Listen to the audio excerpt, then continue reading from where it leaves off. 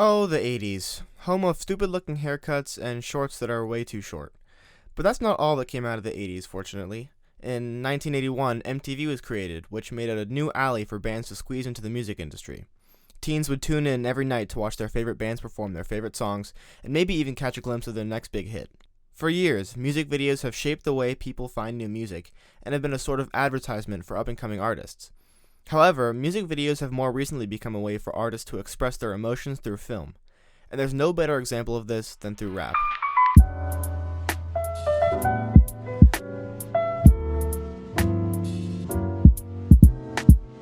When it comes to rap music videos, I see that for the most part, almost every video fits into one of the following categories: gangster, party, dance, cinematic, and what the fuck?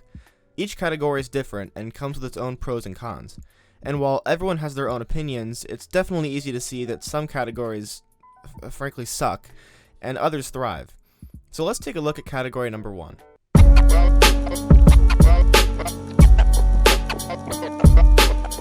Gangster music videos have been around since the very beginning of gangster rap, and are still made constantly today. Everyone from NWA to 6ix9ine has had a try at these types of videos, and personally, I think they're okay. I think that for this subgenre of rap, it works well, and while they were original when they first came out in the late 80s and early 90s, after a while they just get repetitive. Usually they feature running from the cops, groups of gangs, things like that. And while I do think that the original charm of these videos is slowly going away, many artists have found ways to incorporate newer elements into this older subgenre. And while this isn't my favorite category, it's definitely far from being the worst. That special title goes to... oh boy. If I can go back in time and erase one entire time period of music, it would be crunk rap. Like the Lil Jon type music. I just hate it. It's uncreative, it's corporate, hey, let's just yell out what we're doing kind of music, and I really hate it. And of course the music videos match the terrible songs they're meant to promote. Almost all these videos feature the artist on a stage in a club with flashy clothes and strobe lights. Yeah, that's it. Maybe there's drinks and women wearing shirts that are 3 sizes too short, and that's about as much thought as they put into these types of videos. I think what I hate about them most is that how money driven they are. It seems like the artist behind them is looking more for money than to actually make music that people can enjoy, and it really just rubs me the wrong way. Music should come from the heart, but this just seems to come from the urge to become famous and do drugs instead. I mean, which is fine, I guess, but it doesn't exactly result in the greatest content of all time. When people look at the list of the greatest rappers of all time, no one ever lists anyone who consistently made these types of rap songs, and when people talk about the best rap music videos, no one even thinks of mentioning something like this.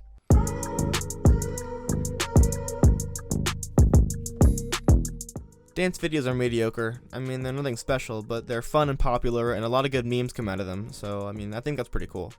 I mean, almost every dance video Drake has put out has been memed until that's all people think about when that song comes on, which I don't think is a bad thing. For him, his videos do what he intends them to do: gain an audience and get attention from people who haven't always listened to his music. And that's exactly what he does.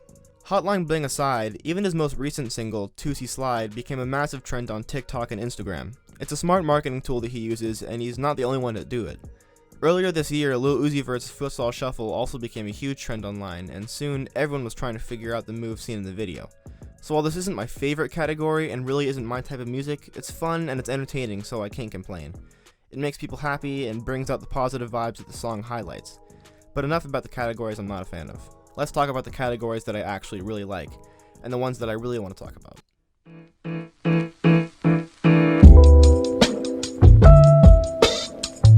When I think about rap music videos that stand out to me, it's the ones that look the most beautiful and come with a message. Think about Kanye West and his entire movie for My Beautiful Dark Twisted Fantasy, or Kendrick Lamar in any Kendrick Lamar music video. These are true artists who weren't trying to make money, who weren't trying to make crappy music videos for others. They were real people who had a vision for their music and executed it in style. In my opinion, the best people to ever do it were Odd Future.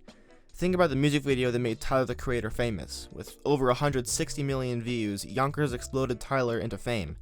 The idea was fairly simple. He ate a cockroach, he threw it up, and then he hung himself.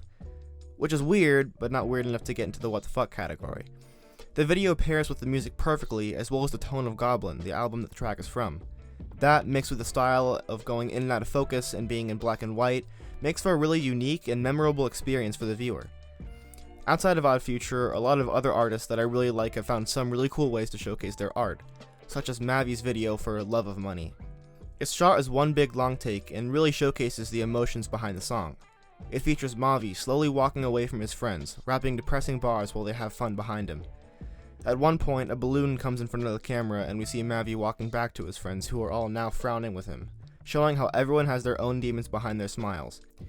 It's a dark message, but it's a perfect example of how a great music video can not only match the lyrics, but can often amplify the message an artist is trying to portray. There are plenty of artists who do amazing jobs at this, and since this video can't be 3 hours long, here's a list of people who make beautiful videos to go with their music. I'd recommend looking into all these people. Of course, after you watch the video.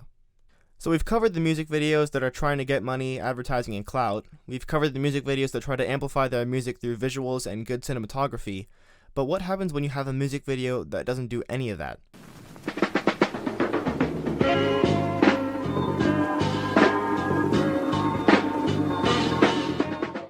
This final category is a weird one to talk about. There really aren't a lot of artists that come into this category.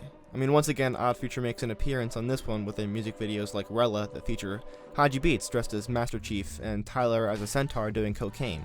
Or even Earl's very first music video, Earl, where he pulls out his own teeth. Yeah, no wonder I call this category what the fuck. But the group that I really want to talk about today is Death Grips. Now first of all, disclaimer. I know that Death Grips are so much more than a rap group. I know that they don't always belong to one genre of music, but their music videos are way too unique not to talk about. Second of all, they have so many different music videos to talk about, so I've decided to pick one video from each of their albums and just show you exactly what I'm talking about.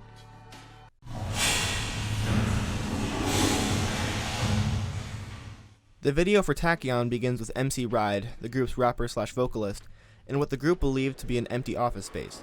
He walks around with a gas mask on until he opens one of the doors, and this happens. Turns out the office wasn't actually abandoned, and he accidentally scared the hell out of someone's receptionist. The rest of the video features MC Ride rapping the song with so many different effects on him that half the time I can't even understand what's happening. And if you think that's as weird as it gets, you're dead wrong. The video for Get Got Off of the Money Store essentially flips through a few different clips of MC Ride rapping the song. There's one of him on a chair in the middle of a crowded street, one of him holding police lights at night in front of a building, one of him walking in the middle of a road in a tunnel, one of him on stage, and one of him walking through the streets of Japan. And of course it wouldn't be a Death Grips music video without enough effects to make your head spin.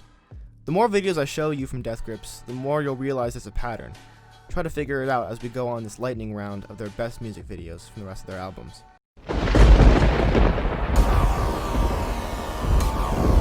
Their video for No Love off of their album No Love Deep Web features the entire band performing the song on an empty room with a 3D effect over them. On the bottom of the screen, text will randomly appear alternating from on the first day I gave a fuck, on the second day I did not give a fuck, and so on and so forth.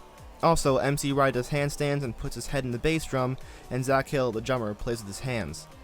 In the video for their song, you might think he loves you for your money, but I know what he really loves you for. It's her brand new leopard skin pillbox hat. The video starts with the fireplace turning up and down, and then goes into a 2.5 minute long take of MC Ride crying, laughing, and doing whatever this is. In their music video for On GP off the album The Powers That Be, or Jenny Death if you want to get fancy, the band sits alone in a room with a large speaker and quietly listens to the song. Yeah, that's the video. In the video for Giving Bad People Good Ideas off the album Bottomless Pit, drummer Zach Hill plays with the shoe. Don't ask me why, I don't know. In the video for Flies off of You're the Snitch, MC Ride jumps a lot. Figure out a pattern yet? No? Me either, probably because there isn't one. No two videos of theirs are alike, yet if someone were to play me one of their videos without telling me who it was, I would know immediately. Maybe it's just because they put so little effort into shooting and so little money into equipment and a crew that it just comes across as theirs. I mean, come on, one of their videos is just a guy playing with a shoe. As I said earlier, almost every music video comes with a purpose, and the difference between the what the fuck category and every other category is that it just lacks a purpose. And it's so addicting to watch. I mean, seriously, somehow Death Grips found a way to make sitting in a room, jumping, and playing with a shoe entertaining. And that deserves some kind of recognition.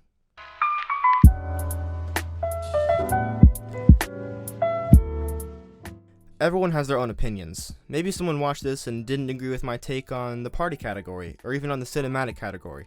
But that doesn't matter because I'm right and you probably have bad taste. But in all honesty, the goal of a good music video is to entertain and to keep the viewer watching. And if any musical artist can achieve that, then at the end of the day, they did a good job of what they do. Now, if you don't mind, I have to go make my own music video. I just have to figure out what category to choose from. Yo!